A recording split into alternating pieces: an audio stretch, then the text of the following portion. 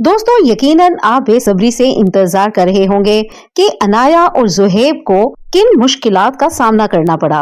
Basement में वो पहुंच चुके थे, फिर उनके साथ क्या हुआ। आइए कहानी के दूसरे हिस्से की जानिब बढ़ते हैं। उनको एक आवाज सुनाई दी। चौंक कर दोनों ने आवाज की तरफ देखा। दोनों ने अपने मोबाइल की टॉर्च ऑन की। उन्हें एक लड़की दीवार से नीचे उतरती दिखाई दी। इस लड़की के हाथों से लगातार खून टपक रहा था। उसका चेहरा सही से दिखाई नहीं दे रहा था। डर के अनाया ने ज़ुहैब के बाजू को पकड़ लिया और बोली, ये वही लड़की है जो मुझे ऊपर भी दिखाई दी थी। दोनों कांप रहे थे और उनकी आंखों में मौत दिखाई दे रही थी। लड़की आहिस्ता आहिस्ता चलती हुई दोनों की तरफ बढ़ रही थी। ज़ुहैब ने फिर हिम्मत करके पूछा, कौन हो तुम? भयानक लड़की जोर से हंसी और बोली, ये घर मेरा है, तुम यहाँ से निकल जाओ, निकल जाओ। अनाया बोली, ये मेरी दोस्त फिजा का घर है, अगर तुम मेरे घर से नहीं जाओगे तो तुम अपनी मौत के खुद जिम्मेदार होगे। ये सुनकर ज़ुहैब बोला, हम यहाँ से अपनी दोस्त को लिए बगैर नहीं जाएंगे। लड़की एक भयानक हंसी के साथ पीछे हटी और उसने अपने दोनों हाथ हवा में उठाए। हाथ उठाते ही एक कुर्सी हवा में उड़ती हुई ज़ुहैब और अनाया पर आ गिरी, जिससे वो चकराकर गिर पड़े और उनके हाथ से मोबाइल गिर पड़े। फिर थोड़ी कोशिश करके दोनों ने अपने मोबाइल फोन उठा लिए। रोशनी होते ही एक चाकू तेजी से हवा में लहराता हुआ ज़ुहैब के हाथ से आर पार हो गया। ज़ुहैब अपना हाथ पकड़कर दर्द से तड़पने लगा और खून तेजी से बहने लगा। ज़ुहैब जल्दी से बोला, अनाया फोन की टॉर्च बंद कर दो। वो स्टेयर्स की तरफ तेजी से भागे। ऐसे लग रहा था जैसे तूफान आ गया हो। हर चीज हवा में उड़ रही थी और टकरा के इधर उधर गिर रही थी। इस लड़की की हंसी हर तरफ गूंज रही थी। चले जाओ यहाँ से, चले जाओ। ज़ुहैब और अनाया ने पीछे मुड़कर ना देखा और ऊपर पहुंचते ही दोनों रुके और अपनी सांस को बहाल करने लगे। इतनी देर में घर के बाहर से एक कार के रुकने की आवाज आई। आवाज सुनकर दोनों भागकर मेन डोर की तरफ गए।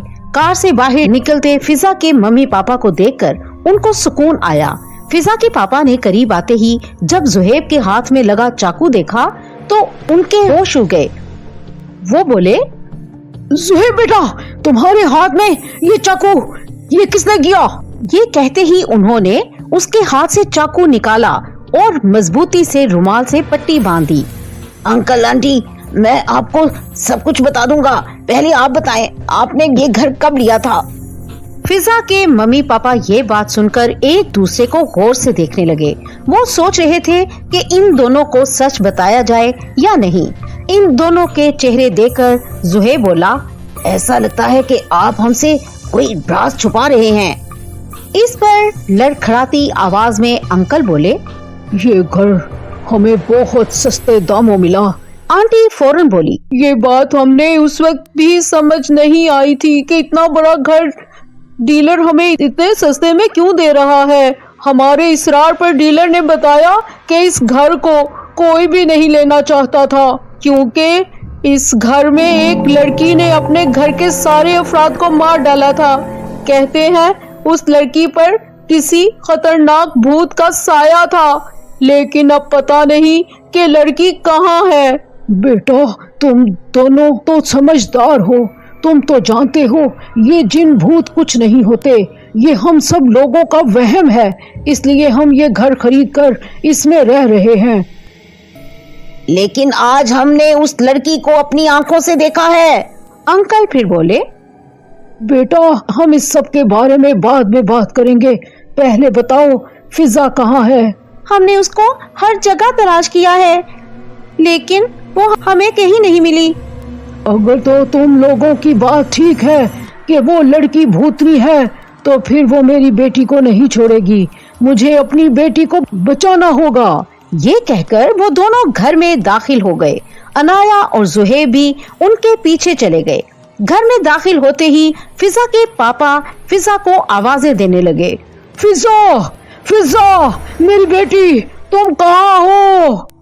ज़ुहैब अनाया से बोला, हमें अंकल आंटी के साथ रहना चाहिए, इन्हें हमारी जरूरत पड़ सकती है। ये कहकर वो अंकल की आवाज की तरफ मुड़े। आवाज फिजा के कमरे से आ रही थी। वो दोनों भागकर फिजा के कमरे की तरफ गए और हैरान रह गए। फिजा अलमारी से बाहर गिरी हुई थी और उसके मम्मी पापा उसको उठाने की कोशिश कर रहे थे।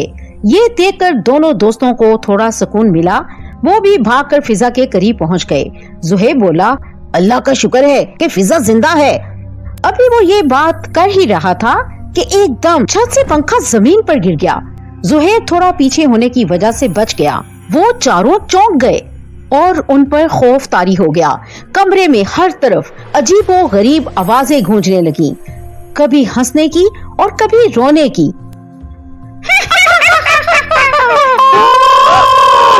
तुम अब यहाँ से बचकर कहीं नहीं जा सकते।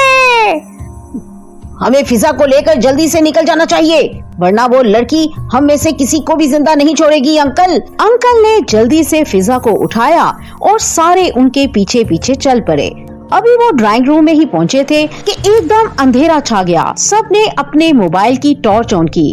ज़ुहैब को टॉर्च ऑन करते ही चाकू वाला वाकया याद आ गया। उसने अनाया और अपनी टॉर्च बंद कर दी, लेकिन फिजा की मम्मी ने टॉर्च ऑन रखी। अभी वो थोड़ा सा आगे ही चले थे कि एक जोरदार चीख सुनाई दी।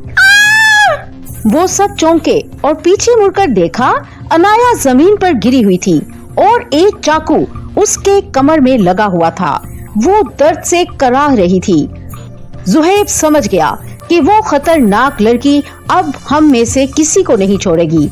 उसने जल्दी से अनाया को उठाया और तेजी से घर से बाहर निकल गया।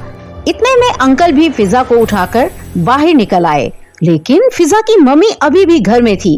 अंकल ने फिजा को एक तरफ लिटाया और ज़ुहैब से बोला, तुम इन दोनों का ख्याल रखो, मैं अभी आता हूँ। और खुद अपनी बीवी को लेने अंदर चले गए। जब वो अंदर गए तो उन्होंने देखा कि वो बेहोश पड़ी थी। उन्होंने अपनी बेहोश बीवी को उठाया और तेजी से दरवाजे पर पहुंच गए। जब उन्होंने दरवाजा खोला, लेकिन दरवाजा ना खुला। बाहर से ज़ुहैब भी दरवाजे को खोलने की पूरी कोशिश कर रहा था। इतने में दरवाजे के अंदर से आवाजें आने लगी। ये मेरा घर है, जो मेरे घर में आएगा और रहेगा वो जिंदा नहीं बचेगा, वो सीधा ऊपर जाएगा। फिर भयानक हंसी के साथ सारे घर में आग लग गई और फिजा के मम्मी पापा भी उस घर में जल गए। जी दोस्तों, कैसी लगी आपको ये कहानी? अगर कहानी पसंद आई हो तो वीडियो को लाइक करें, शेयर करें और सब्सक्राइब करना न भूलिए। मिलते हैं एक और ड्रॉनी और सनसनीखेज कहानी के साथ।